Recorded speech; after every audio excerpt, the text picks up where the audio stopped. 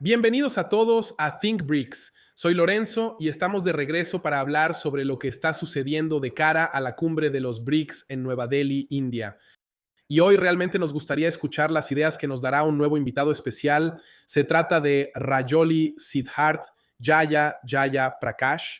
Bienvenido a Think BRICS, mi querido. Gracias, es un placer estar aquí. Él es investigador junior en Observer Research Foundation y becario visitante en el Centro para el Indo-Pacífico en el Instituto de Economía Mundial y Relaciones Internacionales en Moscú. También es candidato a doctorado en su último año en la Universidad Jawaharlal Nehru en Nueva Delhi. Así que es un gran placer contar con un experto así con nosotros. De verdad, gracias, Siddharth, por estar aquí con nosotros. Um, Me gustaría empezar hablando exactamente sobre la cumbre de los BRICS. Esta próxima cumbre en Nueva Delhi es un momento muy importante. Por favor, cuéntanos la perspectiva india. ¿Cuál es el significado estratégico de este evento? Y también, ¿qué papel está desempeñando la India en la construcción de un mundo verdaderamente multipolar desde la perspectiva india? Así que creo que los BRICS le ofrecen a la India muchas oportunidades en el sentido de que amplifican la visión de la India. La visión de la India de un orden global democratizado, que es una alternativa al actual orden liderado por Occidente. Así que esa es una de las oportunidades que tiene la India.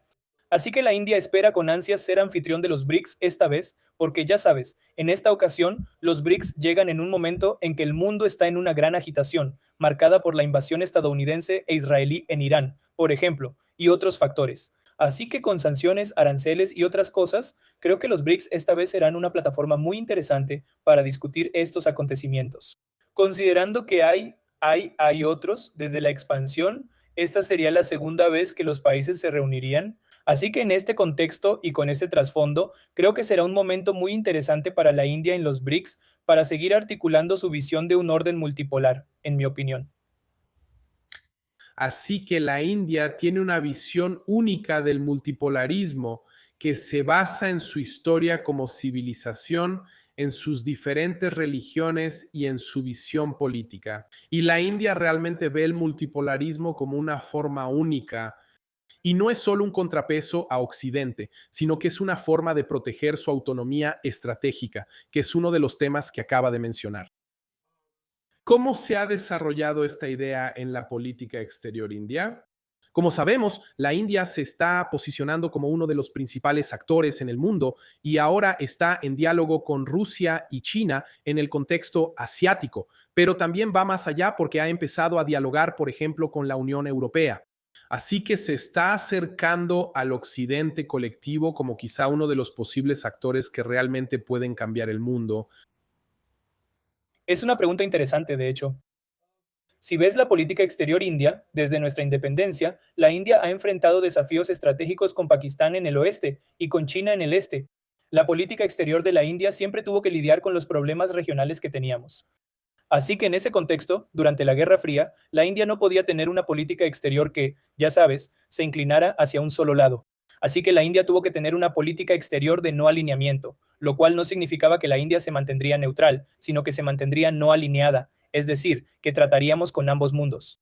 Así que una extensión de esa política hoy en día es la autonomía estratégica, aunque el no alineamiento tradicional ya no funciona porque la India ahora está más cerca de la geoeconomía global, porque desde 1991 la economía india experimentó una liberalización y desde los años 2000 la relación de la India con Occidente colectivo, como mencionaste, se aceleró. Así que vemos que en ese contexto la India tiene relaciones con la Unión Europea, Estados Unidos, los países del sudeste asiático, la ASEAN y también con Corea del Sur y Japón. Al mismo tiempo, la India mantiene relaciones muy sólidas con Rusia. Así que ese es uno de los pilares únicos de la política exterior india, que la India intenta mantenerse verdaderamente autónoma en términos estratégicos. Por ejemplo, incluso si observas algo como las relaciones de la India con Estados Unidos, donde hay muchas posiciones convergentes en el Indo-Pacífico, no se puede decir lo mismo en el caso de Occidente, donde está el Golfo, donde está el Estrecho de Hormuz y el Mar Arábigo. Por ejemplo, donde Estados Unidos no necesariamente está de acuerdo con las posturas de la India en el Océano Índico. Así que en este contexto, la política exterior de la India es verdaderamente autónoma desde el punto de vista estratégico, en el sentido de que intenta sobrevivir frente a los problemas y cuestiones que tenemos en el entorno regional y las preocupaciones estratégicas a largo plazo. La política exterior de la India está configurada de esa manera y seguirá estando configurada así porque la India no puede permitirse adoptar una postura ambigua como probablemente lo hacen otros países en Europa o en, ya sabes, otros países de Asia Oriental, en mi opinión. Oh, quiero centrarme en algo que acabas de decir. Mencionamos el no alineamiento. Como sabemos, la India es uno de los principales actores y también partidarios de la doctrina del no alineamiento. ¿Y crees que eso es solo una cuestión más teórica? ¿Crees que esta postura de no alineamiento se mantendrá en un mundo multipolar, que se ampliará, se extenderá también a otros países? A los que realmente les gustaría aplicar esto como una especie de nueva modalidad para las relaciones internacionales. O tal vez el sistema de no alineamiento será suprimido y sustituido por otra cosa. Así que esa es otra vez una pregunta interesante. Creo que incluso en los años 50 y 60, cuando el no alineamiento fue conceptualizado teóricamente, vemos resistencia por parte de Estados Unidos y Estados Unidos no estaba necesariamente conforme, incluso en los años 60. Así que puedes trazar paralelos similares con la actualidad, como cuando el año pasado el presidente Trump dijo que impondría aranceles a BRICS, etc. Así que siempre hay considerables obstáculos. Y en cierto sentido, la evolución, como el no alineamiento, la multipolaridad de hoy no es similar al no alineamiento, pero sí ha habido una evolución.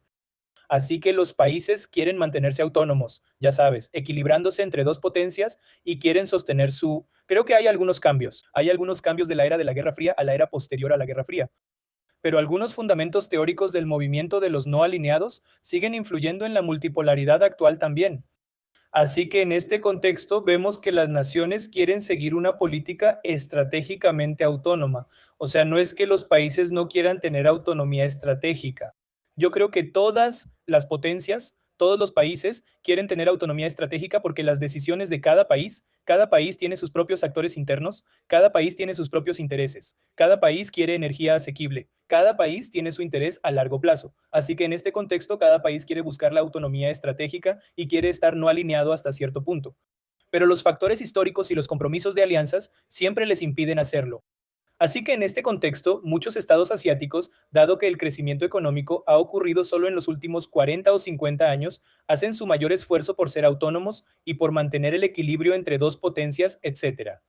Así que creo que la pregunta sobre teóricamente si el no alineamiento tiene una influencia en la multipolaridad actual, creo que sí la tiene. Creo que muchos de los países que formaron parte del movimiento de no alineados, como por ejemplo Egipto, hoy forman parte de los BRICS. Así que creo que esa es una forma de verlo, que hay muchas influencias ahí. Y de hecho, cada vez que hay una crisis política o ya sabes, como un bloqueo en un estrecho, creo que los países en el este se ven más afectados que los países en el oeste. Por ejemplo, la crisis de Hormuz ha afectado considerablemente al sudeste asiático y a Asia. Entonces, en este contexto, creo que plataformas como BRICS se vuelven extremadamente relevantes para articular las visiones, para, ya sabes, crear un orden geoeconómico alternativo, lo cual puede ser difícil a corto plazo. Pero el simple hecho de concebirlo es el comienzo de, ya sabes, debatir una vía hacia un nuevo futuro. Has mencionado dos temas muy candentes en mi opinión. Me gustaría centrarme un poco. El primero, autonomía estratégica. Algunos observadores simplemente dicen que la India está ajustando su política exterior y tú nos dijiste, nos lo explicaste muy bien. Pero hemos tenido algunas fricciones recientes con Estados Unidos. Entonces, ¿cómo ves que evolucione en la práctica esta autonomía estratégica de la India? Como sabemos, la India está usando una especie de multilateralismo pragmático que ha funcionado muy bien hasta hoy.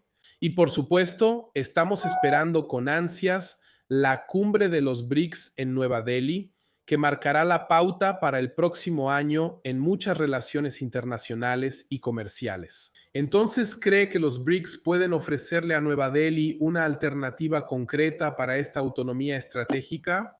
Pero también, por ejemplo, nuevos sistemas de pago o cooperación tecnológica, algo que pueda hacerlo realmente más sostenible.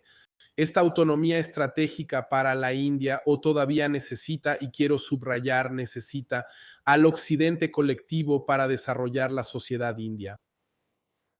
Esa es una pregunta difícil, pero déjame intentar responderla. Creo que la India necesita al occidente colectivo, en cierto sentido, porque el occidente colectivo representa sociedades tecnológicamente avanzadas. Y dado que las élites indias siguen estando conectadas con Occidente también, hay un componente, hay un aspecto en el que la India quiere fortalecer sus relaciones con Occidente.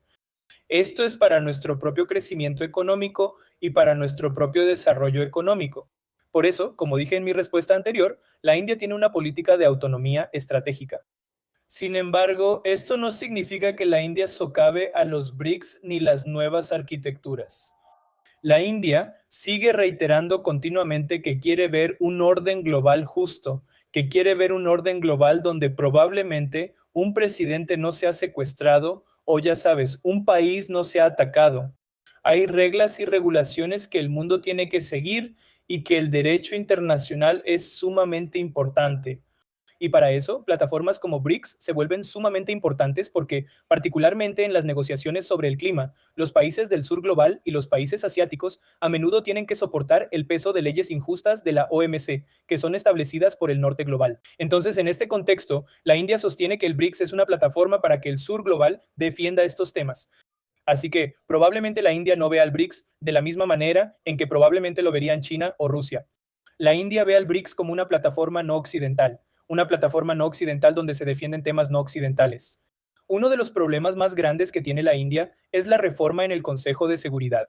Dado que los intereses de muchos países occidentales influyen en el Consejo de Seguridad, la India también quiere un Consejo de Seguridad no occidental con la participación de la India, con la participación de Japón, con la participación de Brasil.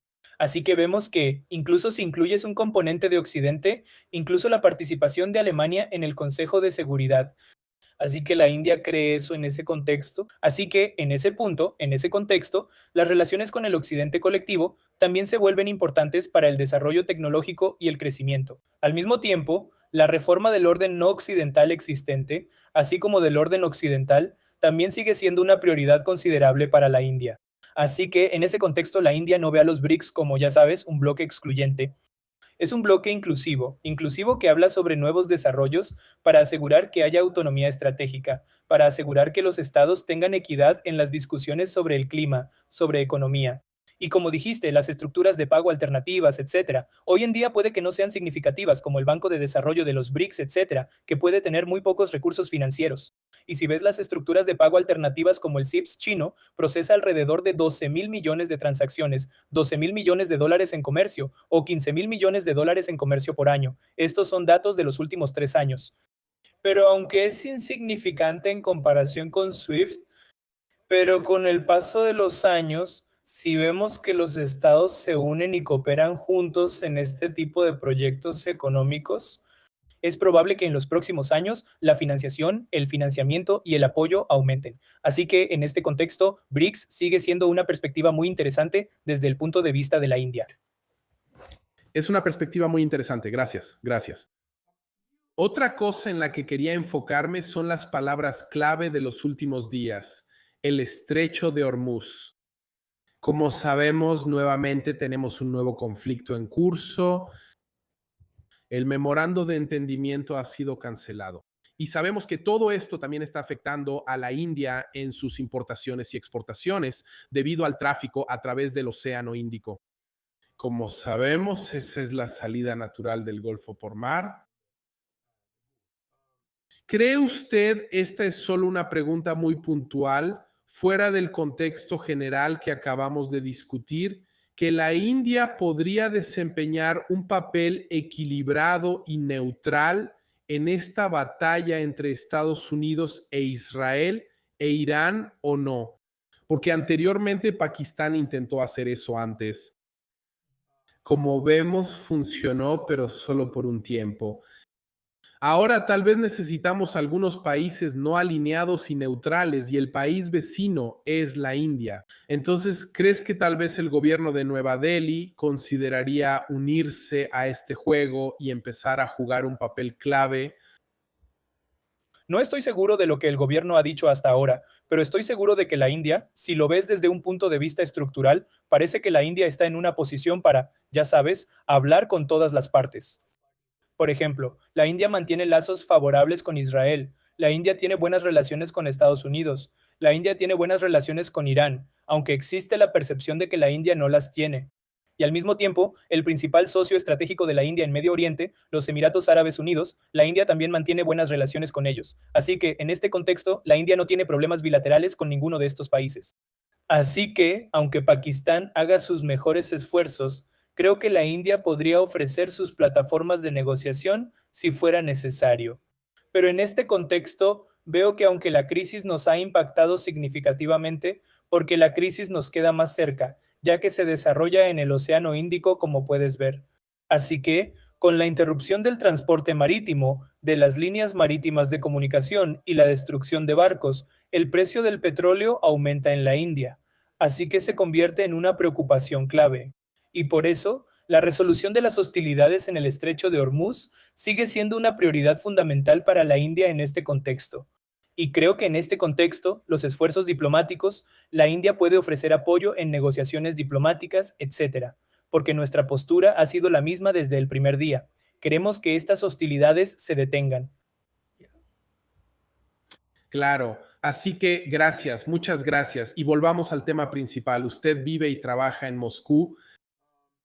¿Cómo se percibe la relación con la India en Rusia hoy en día? Especialmente, ya sabe, con el orden mundial cambiante y la creciente cooperación de los BRICS, ¿cuál es el verdadero estado de la cooperación y la asociación entre Rusia y la India? Y también, por lo que ha visto crecer en los últimos años. Está bien. Entonces, la relación entre la India y Rusia, en mi opinión, es una relación que está creciendo, incluso con la percepción de que la India se está acercando más a Occidente colectivo. Rusia sigue siendo un socio estratégico clave para la India. La primera observación que tuve al llegar a Moscú para una estancia más larga fue que vi que la cooperación laboral que la India y Rusia acordaron ahora está en marcha. Vemos una cantidad significativa de trabajadores indios participando en la fuerza laboral en Moscú, así que esa es una de las observaciones que he tenido. Por otro lado, vemos que la relación económica desde 2022 ha crecido considerablemente. Vemos que el comercio ha aumentado de 12 mil millones de dólares en un año calendario a aproximadamente 46 mil millones de dólares el año siguiente. Y hoy en día se sitúa en más de 60 mil millones de dólares. Así que vemos que económicamente también el comercio ha aumentado. Al mismo tiempo vemos que estratégicamente Rusia es consciente de los intereses estratégicos de la India. La India, Rusia, aunque hoy en día está muy cerca de China, le ofrece a la India plataformas críticas como el S-400 e incluso ofrece producción conjunta de tecnología, producción conjunta, etc. Entonces, en ese contexto, la relación entre la India y Rusia, que se forjó durante la Guerra Fría, es similar hoy en día, aunque no tiene los compromisos de alianza como los que tenía durante la Guerra Fría. Pero es una relación que ambas partes perciben como extremadamente importante. Entonces, creo que hay un potencial considerable de crecimiento en la relación entre la India y Rusia, especialmente en el ámbito económico, porque como en la Guerra Fría y en los primeros años posteriores a la Guerra Fría, la relación militar era muy importante en la relación entre la India y Rusia. Pero con la India fortaleciendo sus propias capacidades de producción nacional y defensa, importando plataformas críticas de Occidente, creo que la cantidad de armas rusas que importamos se ha reducido considerablemente. Entonces, en este contexto, Rusia va a ser importante en el sentido de que la India quiere fortalecer su cooperación económica con Rusia. Rusia es un mercado enorme, Rusia es un país enorme. Así que, en mi opinión, hay un potencial considerable de crecimiento en la relación entre la India y Rusia. Sí, muchas gracias. Vamos a enfocarnos un poco. Como sabemos, la cumbre de los BRICS podría acelerar la reforma de las instituciones financieras globales. Y ese es un tema muy candente. Estamos hablando del dólar, ya sabes, el petrodólar, el poder del dólar. Así que, y la cumbre incluirá los nuevos sistemas y mecanismos de pago que ofrecen alternativas al dólar estadounidense. ¿Cuáles son las expectativas de la India respecto a este cambio? Así que, siendo honesto, la alternativa al dólar estadounidense como una moneda de los BRICS no va a ganar, no va a cobrar fuerza esta vez. Sin embargo, vemos que la naturaleza de los pagos ha cambiado en los últimos años. Por ejemplo, si miras incluso la crisis de Hormuz, los países, por ejemplo, incluso los países de Asia Occidental, no estaban aceptando pagos en dólares. Algunos de ellos querían pagos en dirhams o yuanes, así que vemos que este cambio está ocurriendo. Y no diría que esto se atribuye únicamente a los BRICS, sino que en general están surgiendo otras monedas de reserva. Por ejemplo, ves que el yuan chino está aumentando. La participación del yuan chino en el comercio global ha pasado de 1% a, ya sabes, 5% en los últimos años. Así que, lo cual es bastante significativo, aunque el dólar estadounidense constituye más del 70% de las transacciones financieras globales, o el 80% según algunos. Gracias. Vemos que otras monedas no occidentales como los dirhams o el yuan, están surgiendo, y ese es uno de los aspectos interesantes que se le pueden atribuir a los BRICS, porque los BRICS siguen abogando por estas cosas. Así que incluso en el caso del petróleo, creo, considerando que hay hostilidades en el estrecho de Hormuz y lo que pasó en Venezuela, etcétera. Creo que los BRICS hablarán de geopolítica esta vez, y un tema que no se había explorado a fondo en los BRICS podría recibir bastante atención. Y también creo que los BRICS ofrecen algo muy interesante, especialmente en el escenario actual con las sanciones de Estados Unidos que aumentaron considerablemente en el último año calendario contra Rusia. Creo que aspectos como el seguro, el transporte marítimo y la seguridad marítima, etcétera, tienen un ámbito muy interesante dentro de los BRICS.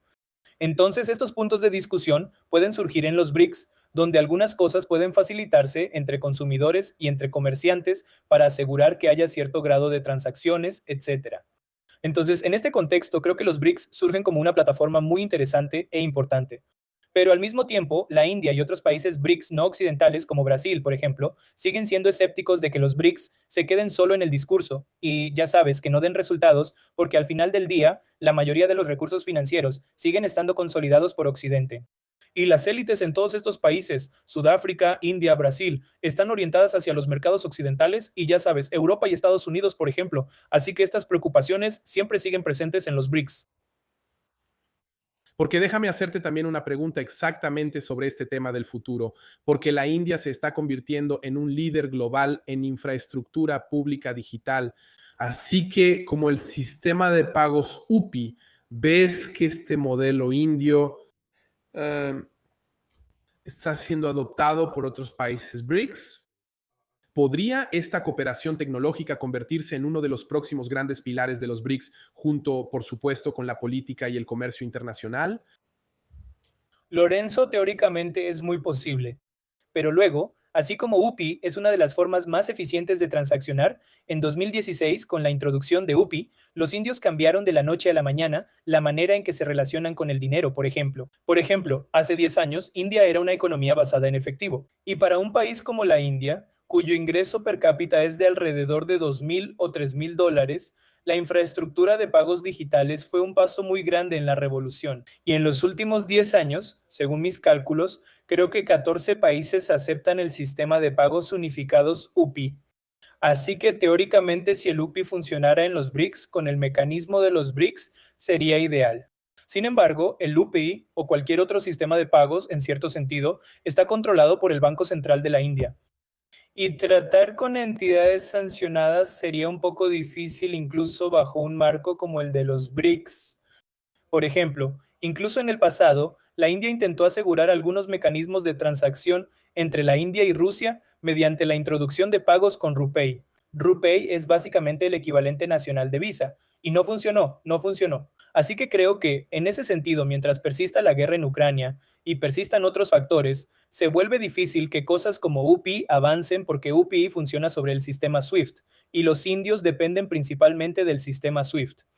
Así que tal vez se podría encontrar una alternativa en las versiones chinas o en el sistema SFP ruso, pero eso sigue siendo difícil a corto plazo. Pero a largo plazo, estas discusiones suenan prometedoras. Como sabes, puede que no sepamos cómo será la situación en los próximos años, puede que sean mucho más prometedoras. Gracias. Realmente solo agregaría una última pregunta. Citando algunas de tus palabras anteriores, la India a menudo se llama a sí misma la voz del sur global.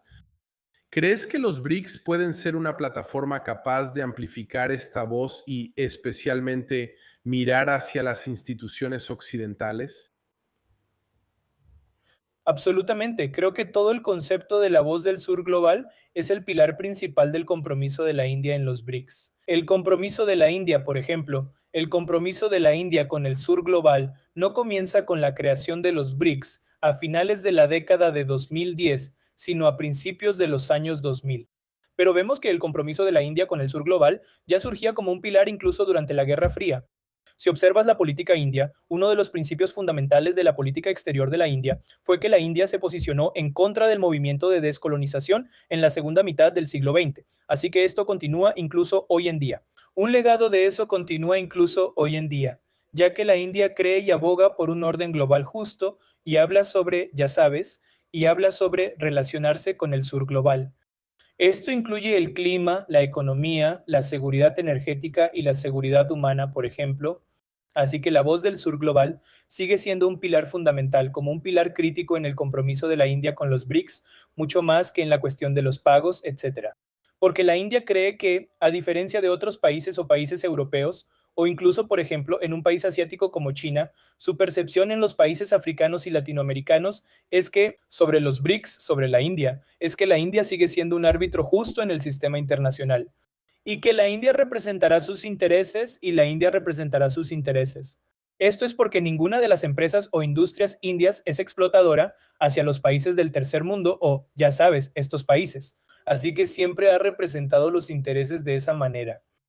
Así que creo que la voz del sur global sigue siendo muy importante para la India, que la participación de la Unión Africana o los intereses de estos países estén adecuadamente representados. Así que BRICS como plataforma para la India es muy importante en ese caso para los países del sur global.